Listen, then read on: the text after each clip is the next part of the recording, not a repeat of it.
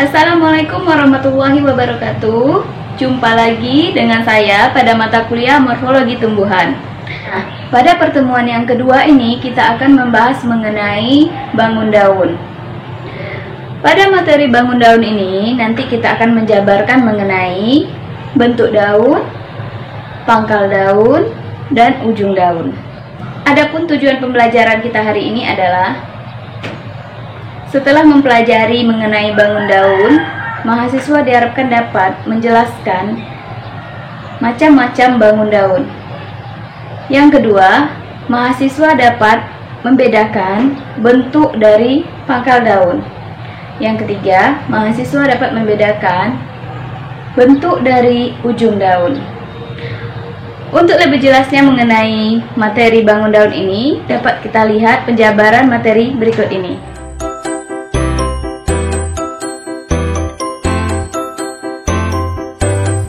4 golongan daun. Yang pertama, bagian yang terlebar terdapat kira-kira di tengah-tengah helaian daun. Yang kedua, bagian yang terlebar terdapat di bawah tengah-tengah helaian daun. Yang ketiga, bagian yang terlebar terdapat di atas tengah-tengah helaian daun. Dan yang terakhir, yang keempat, tidak ada bagian yang terlebar. Artinya, helaian daun dari pangkal ke ujung dapat dikatakan sama lebarnya. Bagian yang terlebar terdapat kira-kira di tengah-tengah helaian daun. Yang pertama, bulat atau bundar atau orbicularis. Nah, jika panjang banding lebar itu 1:1. Nah, bangun daun yang demikian dapat kita jumpai pada Victoria regia, Terate besar atau Nilumbium, Nilumbo, Bruce, dan lain-lain. Yang D, bangun perisai atau Peltatus, daun yang biasanya bangun bulat, mempunyai tangkai daun yang tidak tertanam pada pangkal daun. Kemudian C, jorong atau ovalis atau ellipticus, yaitu jika perbandingan panjang banding lebar yaitu 1,5 sampai 2:1. Contohnya daun nangka atau Artocarpus integramer dan daun nyemplung Calophyllum, Inophyllum L. Yang D, memanjang atau oblongus, yaitu jika panjang banding lebarnya 2,5 sampai 3:1. Contohnya daun srikaya atau Annona squamosa L dan daun sirsat atau Annona muricata L. Kemudian yang E, daun lancet atau Lanceolatus, jika panjang banding lebarnya 3-5:1. Contohnya daun Kamboja atau Plumiera acuminata Aid dan daun oleander Merindium oleander L. Yang F, jorong memanjang atau elliptico oblongus, jika di antara memanjang dan bangun lancet tersebut disebut memanjang sampai bangun lancet. Kemudian, bagian yang terlebar terdapat di bawah tengah-tengah helaian daun. Yang A, pangkal daunnya itu dia tidak bertoreh. Yang pertama, bangun bulat telur atau ovatus. Contohnya, daun kembang sepatu atau Hibiscus rosa sinensis L dan daun lombok rawit. Kemudian yang B, daun segitiga atau triangularis, bangun seperti segitiga sama kaki atau Mirabilis jalapa. Yang C, bangun delta atau deltoideus, yaitu bangun segitiga sama kaki sisinya. Contohnya daun air mata pengantin atau Antigonon leptopus Hock. Kemudian yang D, bangun belah ketupat atau rhomboideus, yaitu bangun segi 4 yang sisinya tidak sama panjang. Contohnya anak daun yang di ujung pada daun bengkoang.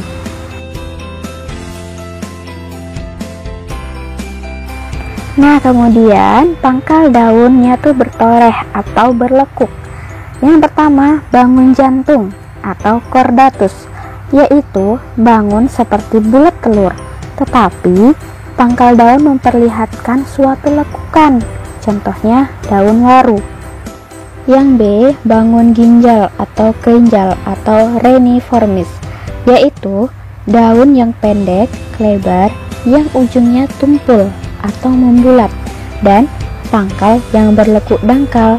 Contohnya daun pegagan atau daun kaki kuda atau Centella asiatica Ulp. Yang C, bangun anak panah atau Sagittatus. Daun tak seberapa lebar, ujung tajam, pangkal yang lekukannya lancip pula. Demikian juga bagian pangkal daun di kanan kiri lekukannya dapat kita lihat pada daun enceng atau Sagittaria sagitticifolia L. Yang D, bangun tombok atau Hastatus. Seperti bangun anak panah, tetapi bagian pangkal daun di kanan dan di kiri tangkainya mendatar.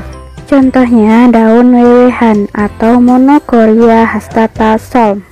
Yang terakhir, yang E, bertelinga atau Auriculatus. Seperti bangun tombak, tetapi pangkal daun di kanan di kiri tangkainya membulat. Contohnya daun tempuyung atau Sancus aspergille.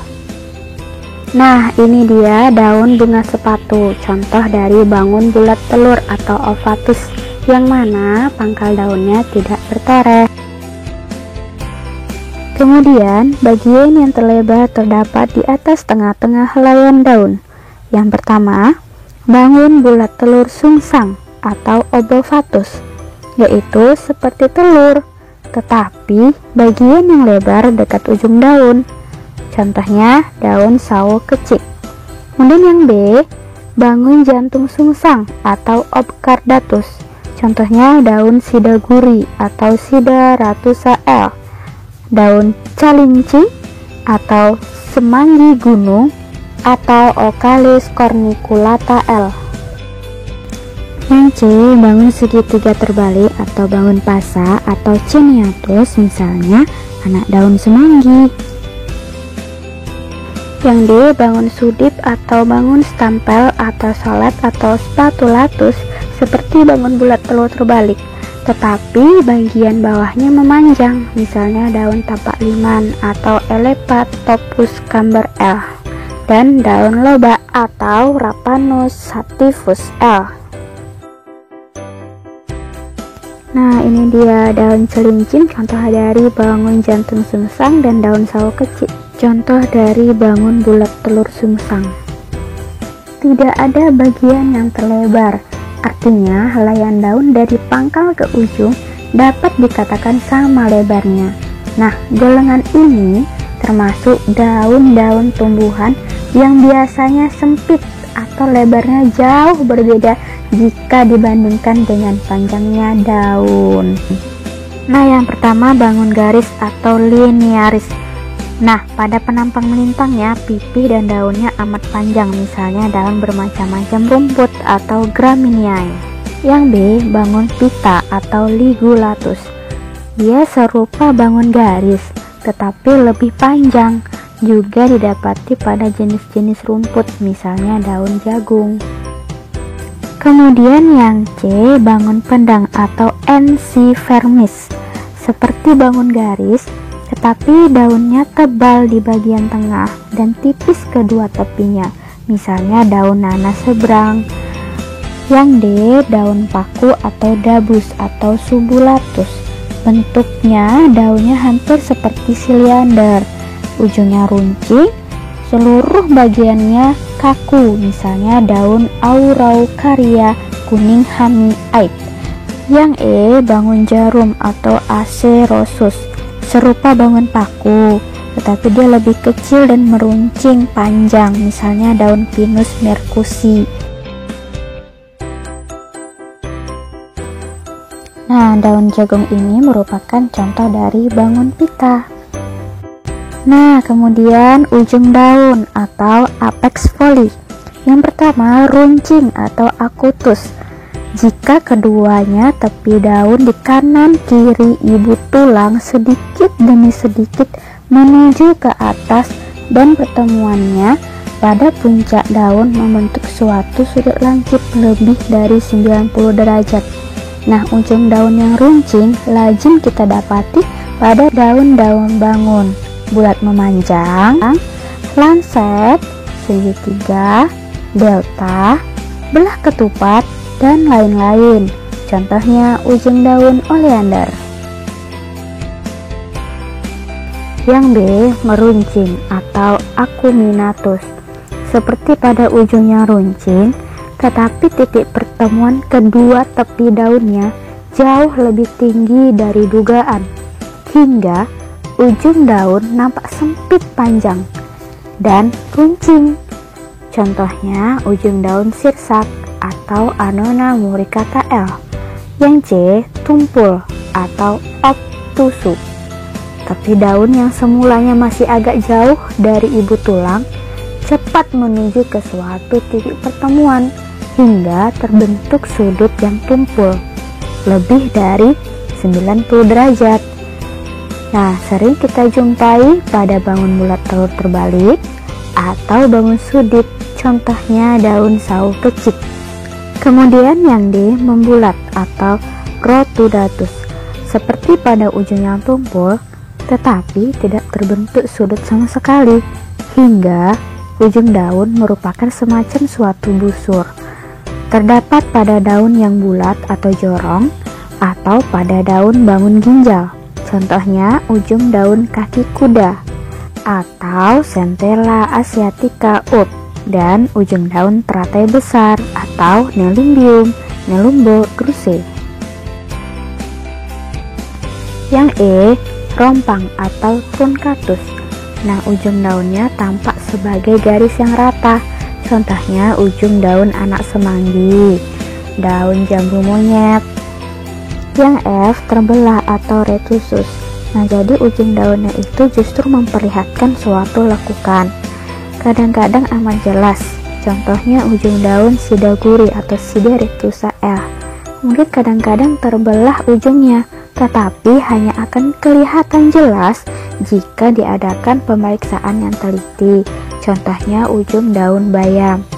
Kemudian yang G, berduri atau mucronatus, yaitu jika ujung daun ditutupi dengan bagian yang runcing keras.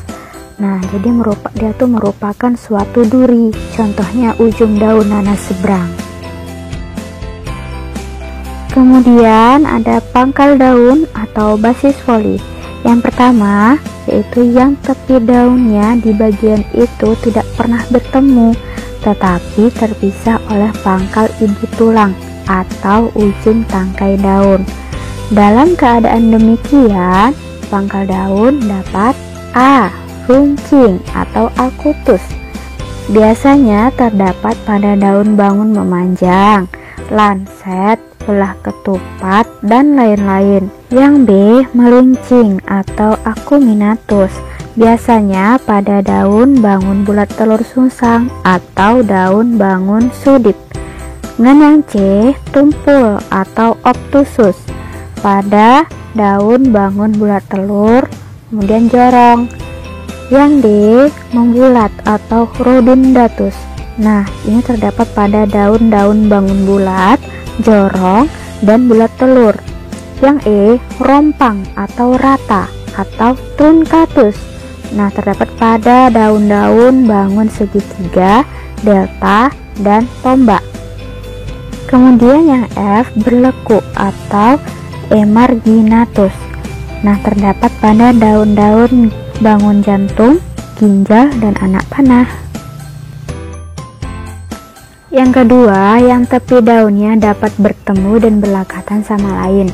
Yang A, pertemuan tepi daun pada pangkal terjadi pada sisi yang sama terhadap batang yang sesuai dengan letak daun pada batang yang tadi, seperti lazim dapat kita lihat pada daun-daun bangun perisai. Kemudian yang B, pertemuan tepi daun terjadi pada sisi seberang batang yang berlawanan atau berhadapan dengan letak daunnya. Dalam hal ini tampak seperti pangkal daun tertembus oleh batangnya atau P. foliatus. Nah, jika ditinjau bentuk pangkalnya daun seperti yang disebutkan di atas, bentuknya bulat. Baiklah, demikian penjelasan kita mengenai bangun daun, ujung daun, dan pangkal daun. Dapat kita simpulkan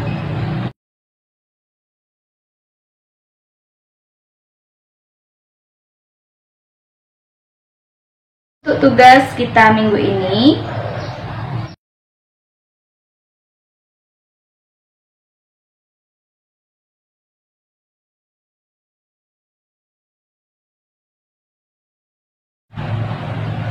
demikian pertemuan kita hari ini. Assalamualaikum warahmatullahi wabarakatuh.